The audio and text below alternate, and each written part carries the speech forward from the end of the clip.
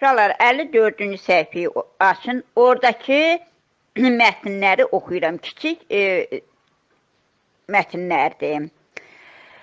Mən oxuyub tərcümə eləyəcəm. Siz də gələn dəfə, növbəti dəfə həmin şeyləri mənə təkrarən cavab verməlisiniz. Go to the pet shop. Heyvan dükkanına gedinə. Pet a dog. Uşaqlar, pet sözünün mənası şillə vur deməkdir. İtə bir şillə vur. Oh, your finger, uf deyir, sənin barmağın. Yəni, itə şillə vuranda it yəqin sənin barmağını dişlədi. Eləmi? Bəli. Altındakını oxuyuruq balam.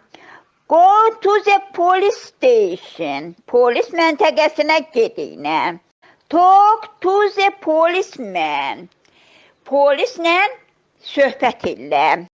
Sorry, no bag found. Təəssüf ki, sənin sumkan tapılmadı. İndi yuxarıdan üçüncü oxuyuram. Nə balam? Saat 7 yazılar. Yox, 7 yox. Neysə. Go to the bus stop. Avtobus dayanacağına get. Get on the bus. Avtobusa minin.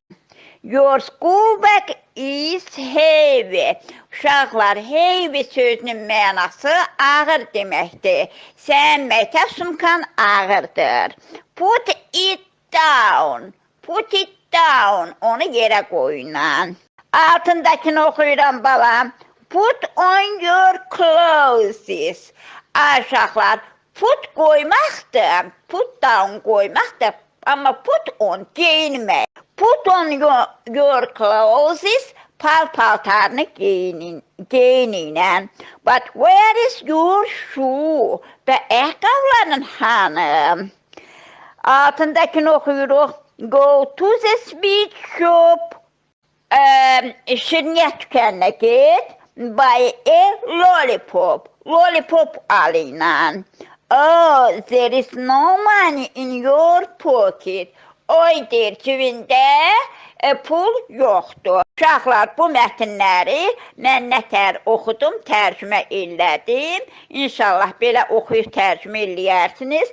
Gələn dəfədə də o bir səhifəsindəki 5 dənə şəklin altını oxuyub tərcümə eləyəcəyik.